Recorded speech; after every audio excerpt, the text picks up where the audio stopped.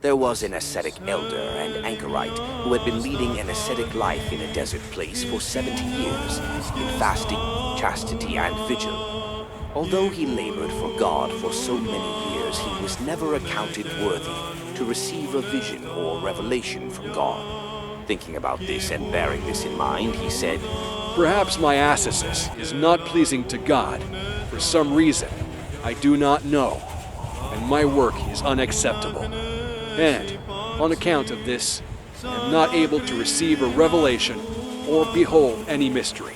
Contemplating these things, the elder began to ask and supplicate God even more, praying and saying, "Lord, if my ascesis is pleasing to you, and you accept my deeds, I, a sinner and unworthy one, ask of you to grant even unto me a drop of your gifts, that I may learn from the appearance of a mystery that you have heard my prayer, so that emboldened and enlightened I may live out my ascetical life." As the holy elder was praying and asking these things, he heard the voice of God say to him, "If you desire to see my glory, go to the inner desert, and mysteries will be revealed to you." When the elder heard this, he went out of his cell and went far from there. A thief then came across him, who, upon seeing the Abba, violently rushed at him, desiring to kill him. And when he caught him, he said to him, "It's a good thing I ran into you, elder, so that I can finish my job and be saved. For we thieves have this custom and law and belief, that he who commits 100 murders will surely go to paradise. So I, having labored hard, have murdered 99, and lacking one more, I have tried hard to finish my 100 and be saved.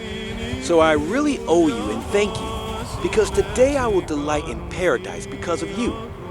And when the elder heard the thief say these things, he was beside himself, and was afraid of this sudden and hopeless temptation. And turning the eyes of his mind towards God, and reflecting on these things, he said, "Is this your glory, Lord and Master, which you promised to show me your servant? What counsel is this you have given me, to leave my cell and be informed by this dreadful mystery? With such gifts you pay the recompense for the ascesis, which I underwent for your sake. Now I truly know, Lord, that all the labor of my ascesis was in vain, and every one of my prayers before you was considered as abhorrent and a desecration. However, I thank you for your philanthropy, Lord, that, as you know best, you chastise my unworthiness as is needed because of my uncountable sins, and you have given me over to the hands of a thief and murderer." Saying these things, the pitiful elder thirsted greatly and said to the thief, "My child, since I am a sinner, God has given me over to you, for you to kill me, and for you to have your way, as you have desired, and I to be deprived of life, as the evil man that I am. For this I ask you to do me a favor, a slight wish, and give me a little water to drink, and then cut my head off." When the thief had listened to the elder, willing to fulfill the elder's wish, he put his sword back into its sheath, as he had been holding it out. And he pulled out a flask from his bosom, and went to a river that was close by, so as to fill it up, and take to the elder to drink. And there where he went to fill the flask, he gave up his soul and died.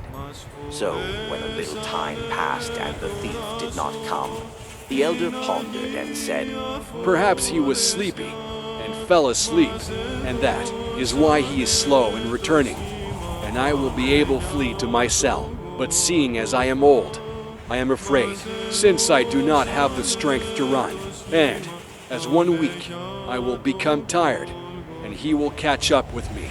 Then I will anger him, and he will want to torture me without pity, cutting me in many pieces while still alive. Better I do not leave, but go to the river to see what he's doing." So the elder went thinking about such things, and found him dead.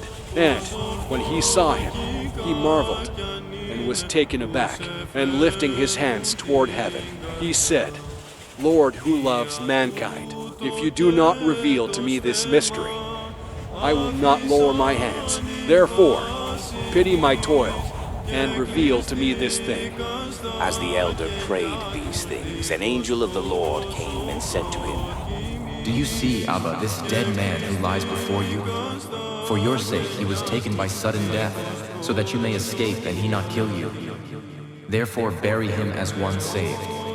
For obeying you by returning his murderous sword to its sheath, in order to bring you water to quench the flame of your thirst, he pacified the wrath of God and was accepted as a worker of obedience.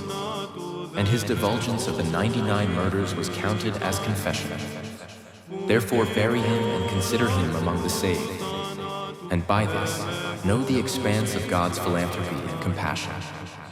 And rejoicing, go to your cell and be avid in your prayers, and do not feel sorrow, and say that you are a sinner and deprived of revelation. For behold, God has revealed a mystery to you. And know this too, that all the toil of your ascesis is acceptable before God. For there is no toil that is done for God's sake that does not come before him. Having heard this, the elder buried the dead man